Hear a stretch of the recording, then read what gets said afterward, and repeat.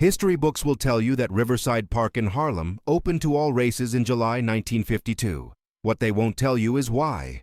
They won't tell you about the 8-year-old girl who was dragged out by her hair. They won't tell you about the KKK Grand Dragon who made the mistake of his life. And they definitely won't tell you about the 72 hours that followed, when Bumpy Johnson bought an entire city park just to ban every KKK member from ever setting foot in Harlem again. This is that story. Her name was Sarah Mae Collins, born April 3, 1944, in Harlem Hospital. Mother died in childbirth. Father, Marcus Collins, was Bumpy's childhood friend from South Carolina. They'd grown up together, survived together, came north together in 1930. Marcus worked the docks, saved every penny, dreamed of giving his daughter a better life than he'd had. He never got the chance. September 1950, Marcus was loading cargo when a crane cable snapped. 2 tons of steel fell. He was dead before he hit the ground. His last words to the foreman were about Sarah.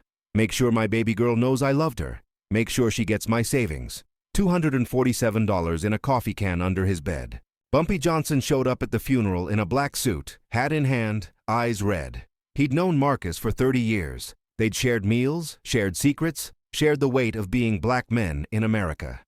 At the graveside, Bumpy knelt in front of 6-year-old Sarah Mae. "Your daddy was my brother. That makes you my family now. You understand?" Sarah nodded, tears streaming down her face. "Where will I go?" "With Mrs. Patterson on 139th Street. She'll take care of you. I'll make sure you have everything you need. School, clothes, food, everything. But more than that, you have my protection. Nobody touches you, nobody hurts you. You're under my wing now. Why would you do that for me? Because your daddy saved my life once, and I never got to pay him back. So I'm paying it forward to you." For 2 years, Bumpy kept his promise. Sarah Mae lived with Mrs. Patterson, attended PS 139, got new shoes every September, new coat every winter. Every Sunday Bumpy would visit, bring her books, ask about school, make sure she was safe and happy. She called him Uncle Bumpy. He called her Little Bird. Their bond was real, deep, unbreakable. Sarah Mae didn't know Bumpy ran Harlem's numbers racket.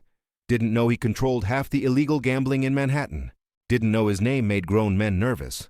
To her, he was just Uncle Bumpy, the man who kept his promises, who showed up, who cared.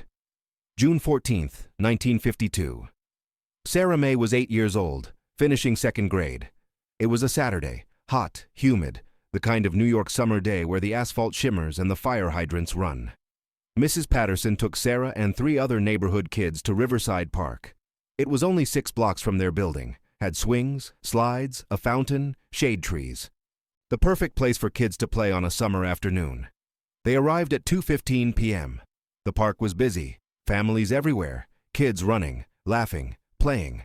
Sarah Mae ran straight for the swings, her favorite. She was pumping her legs, going higher and higher, laughing, feeling the wind in her face, feeling free. That's when she saw him. A white man, 6'4", 240 pounds, wearing a suit despite the heat. He was standing at the edge of the playground, arms crossed, staring at Sarah Mae and the other black children with a look of pure disgust. His name was Robert Clayton Marsh, 42 years old, born in Georgia, moved to New York in 1948. He wasn't just racist. He was the Grand Dragon of the New York KKK chapter, a man who believed white supremacy wasn't just an idea, but a divine mandate. And he'd just bought the property adjacent to Riverside Park, planned to build a community center, whites only, of course. Marsh walked across the playground, straight to the swings. His boots were heavy, deliberate. Kids stopped playing, sensing danger the way animals sense storms. He stopped in front of Sarah Mae's swing, grabbed the chain, stopped her mid-swing. The metal links bit into his palm, but he didn't flinch. "Get off." Sarah Mae looked up at him, confused, scared. "Why?" "Because this park isn't for your kind. Now get off before I remove you myself." Mrs. Patterson saw what was happening, rushed over. "Sir, she's just a child. She has every right to be here." Marsh turned his cold eyes on her. "She has no rights. None of you do. This is a white park in a white neighborhood, and you people need to learn your place." A crowd was forming now. Other parents, other kids, park workers. Some white faces looked uncomfortable but said nothing. Some looked approving. Mrs. Patterson stood her ground. "This is a public park. We have every right to be here. You need to leave this child alone." Marsh smiled, and it was the cruelest thing Sarah Mae had ever seen. I'm not going anywhere, but she is. He reached down, grabbed Sarah May by her hair, yanked her off the swing. She screamed, a sound of pure terror and pain. He dragged her across the playground, her feet scrambling for purchase, her hands clawing at his grip. Mrs. Patterson tried to stop him. He backhanded her without looking, sent her sprawling. He dragged Sarah May 30 feet, all the way to the park entrance, then threw her onto the sidewalk. Her knees hit concrete, tore open, blood immediately soaking through her yellow dress. Stay out. If I see any of you coloreds in this park again, it'll be worse. Much worse. Then he walked back into the park, sat on a bench, pulled out a newspaper, and started reading like nothing had happened. Like he hadn't just assaulted an 8-year-old child in front of 50 witnesses. Mrs. Patterson gathered Sarah May, gathered the other children, and ran. She didn't go home. She went straight to Small's Paradise. She went straight to Bumpy Johnson. It was 3:47 p.m. when Mrs. Patterson burst through the door, Sarah May in her arms, blood on her dress, tears on her face. Bumpy was in his office, reviewing the week's numbers with Illinois Gordon. He looked up, saw Sarah May's face, saw the blood, saw the terror in her eyes. Everything else stopped mattering. He was across the room in 3 steps. What happened? Who did this?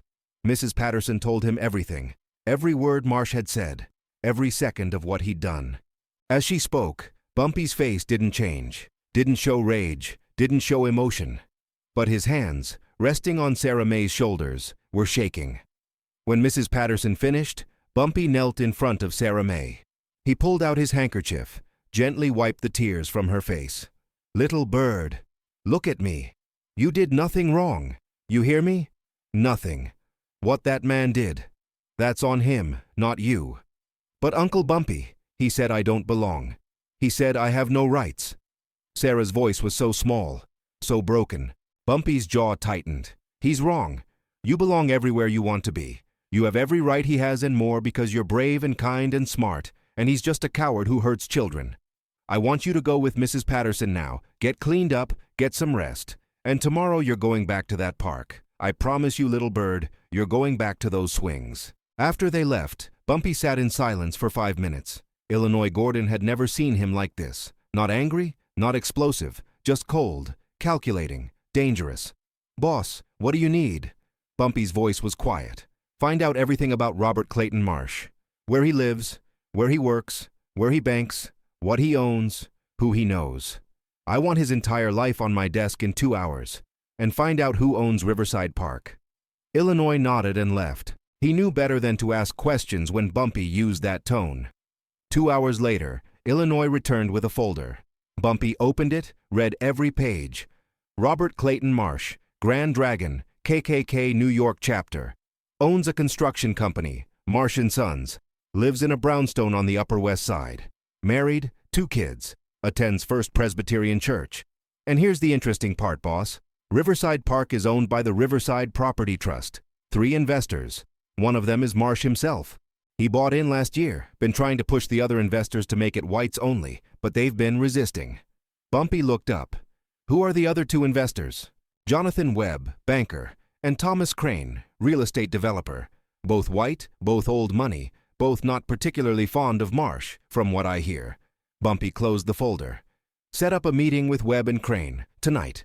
Tell them Bumpy Johnson wants to discuss a business opportunity. They'll know what that means. Illinois hesitated. Boss, if you're thinking what I think you're thinking, buying that park will cost serious money.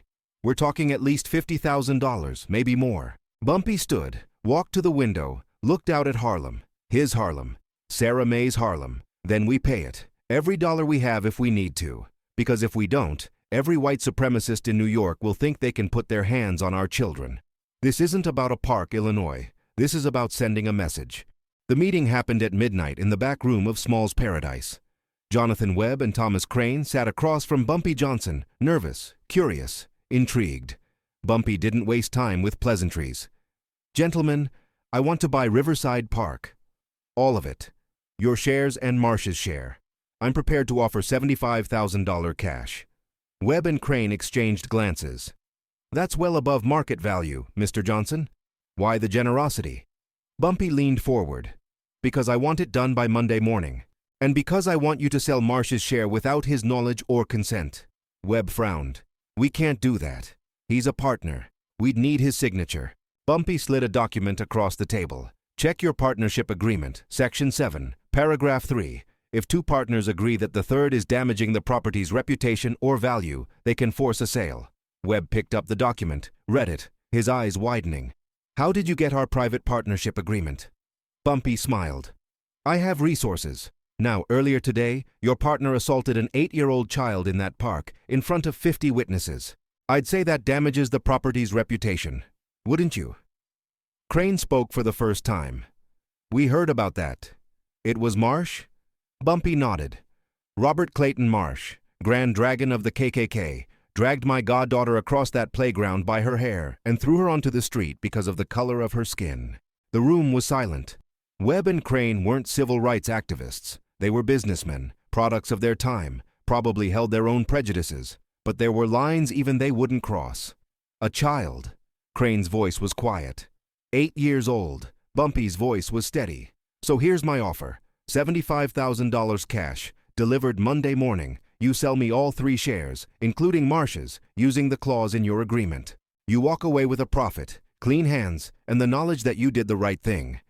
Webb and Crane looked at each other, had an entire conversation with their eyes. Webb turned back to Bumpy. $80,000, and we'll have the papers ready by Sunday night. Deal. Sunday, June 15th, 1952, 11:47 p.m. Bumpy Johnson signed the papers. Riverside Park, all 4.2 acres, every swing, every slide, every bench now belonged to him. It had cost him $80,000, nearly everything he'd saved over 20 years. Illinois Gordon watched him sign. Boss, that's your entire reserve. If something goes wrong, if the cops come after us, if a rival makes a move, we have no cushion. Bumpy set down the pen. Then we'll rebuild. But Sarah May gets her park back. That's worth more than money. Monday, June 16, 1952, 8 a.m. Robert Clayton Marsh received a certified letter. Inside was a notice that his partnership in Riverside Park had been dissolved, his share sold, and he was no longer welcome on the property. He called Webb immediately, screaming, "You can't do this. We had an agreement." Webb's voice was cold. Read Section 7, Paragraph 3. Robert, your actions endangered the property. We had every right. Who bought my share? That's confidential. But I'd suggest you don't visit the park anymore. You're trespassing now. Marsh slammed the phone down, grabbed his coat, and drove straight to Riverside Park. He arrived at 9:15 a.m. There was a new sign at the entrance. Riverside Park, under new management. All are welcome, except those who spread hate. Marsh tore the sign down, stormed into the park. That's when he saw them. Bumpy Johnson standing in the center of the playground, surrounded by 20 of his men. And sitting on the swings, wearing a new yellow dress, knees bandaged, was Sarah May Collins. Marsh's face turned red. You did this. Bumpy's voice was calm. I did. This park belongs to me now, every inch of it. And you're trespassing. You can't do this. This is a white neighborhood. Bumpy stepped forward. This is Harlem, and Harlem doesn't belong to you. It belongs to the people who live here, work here, raise their children here. People like Sarah May. Marsh pointed at Sarah. That little colored girl has no right to be here. Bumpy's voice dropped to ice. That little girl has every right. She's a citizen. She's a child. She's my goddaughter. And you put your hands on her. Marsh sneered. So what? What are you going to do about it? Call the cops? They won't do anything. I have friends in the department. Bumpy smiled, and it was terrifying. I'm not calling the cops. I'm doing something better. I'm making sure you and every KKK member in New York knows that Harlem is off limits. You see those men behind me? They're going to escort you out, and they're going to visit every KKK meeting, every rally, every gathering in this city, and deliver a message. Any KKK member who sets foot in Harlem, any KKK member who touches a child, any KKK member who spreads hate in my neighborhood will answer to me personally. Marsh laughed. You think you can ban the KKK? We're everywhere. We're powerful. Bumpy's voice didn't rise. You were powerful, past tense, because starting today, every business in Harlem that you or your members frequent will refuse your service. Every landlord will refuse to rent to you. Every shop will turn you away. You wanted segregation? Congratulations. You're segregated from Harlem, permanently. Marsh's face twisted with rage. He lunged forward. Bumpy didn't move. 3 of his men stepped between them, grabbed Marsh, and dragged him toward the exit. Marsh screamed the entire way, threats, slurs, promises of revenge. They threw him onto the sidewalk, the same spot where he'd thrown Sarah May 2 days earlier. Bumpy walked over, looked down at him. "One more thing. If I ever hear about you putting your hands on another child, anywhere in this city, I won't buy a park. I'll buy your construction company, your house, and everything you own, and I'll burn it all to the ground. Do we understand each other?" Marsh said nothing, just stared with pure hatred. Bumpy turned and walked back into the park. Behind him, his men formed a line at the entrance. The message was clear. The park was open, but not to everyone. Within a week, word spread through every KKK chapter in New York. Bumpy Johnson had bought a park to protect a little girl, had banned the entire KKK from Harlem, had made it clear that white supremacy had no place in his neighborhood. Some laughed, some planned retaliation. None of them followed through, because they all heard what happened to the 3 KKK members who tried to test Bumpy's resolve. They were found tied to a lamppost on 125th Street, stripped to their underwear, with signs around their necks that read, "I hurt children." The police found them at sunrise, didn't investigate, didn't ask questions, just cut them down and told them to leave Harlem. For the next 16 years, until Bumpy Johnson died in 1968, Riverside Park remained open to everyone except KKK members. It became a symbol, a place where Harlem children could play without fear, where families could gather without looking over their shoulders, where an 8-year-old girl named Sarah May Collins could swing as high as she wanted, laughing, free. Bumpy never charged admission, never made a profit. He spent $80,000 to buy it, and thousands more maintaining it. When people asked why, he always gave the same answer: because Sarah May deserves to swing, and nobody, not the KKK, not racists, not anyone, gets to tell her she doesn't belong. Sarah May Collins grew up, graduated from Howard University in 1966, became a teacher, spent 40 years educating children in Harlem. She never forgot what Uncle Bumpy did for her.